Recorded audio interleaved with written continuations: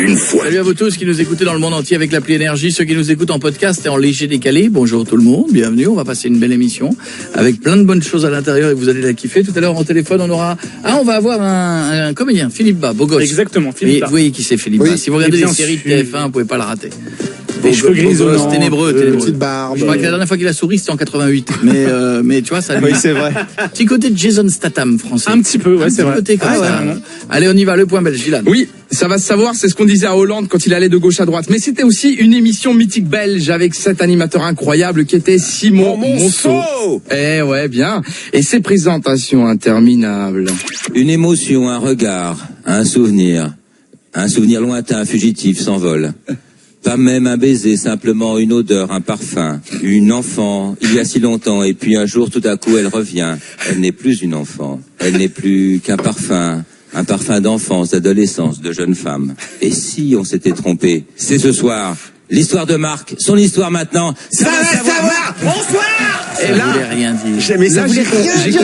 C'était du meublage. Avec Nico, des fois, on se fait des concours de Simon Monceau. Ah ouais, on aime bien faire ça. C'est-à-dire, tu commences une phrase, tu dis l'art de découvrir l'autre, par un petit pas, par une chaussure de petits pieds qu'il faudra trouver, les pieds détaillés qui ne se trouvent que dans le sud, un pied modelé, un pied fabriqué par l'amour au pluriel, l'amour au singulier.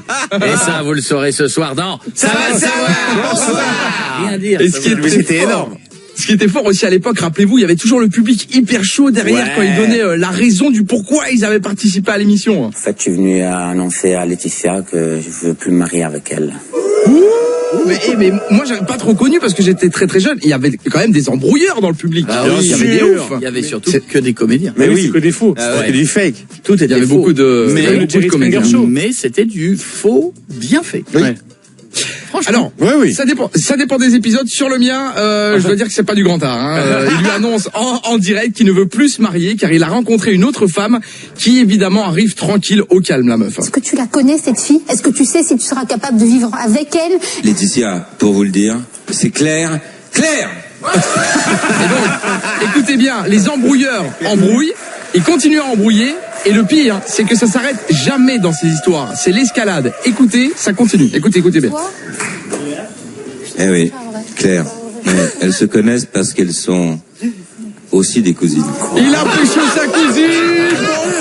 Il est bon, le millefeuille. La toujours plus haut. Bien sûr, toujours plus. Et également la mère de son fils. Il en rajoute à chaque fois. Et ça finit comment?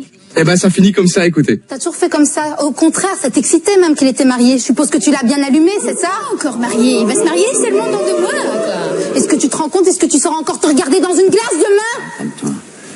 Calme-toi. Il a envie de lui dire... Une camomille.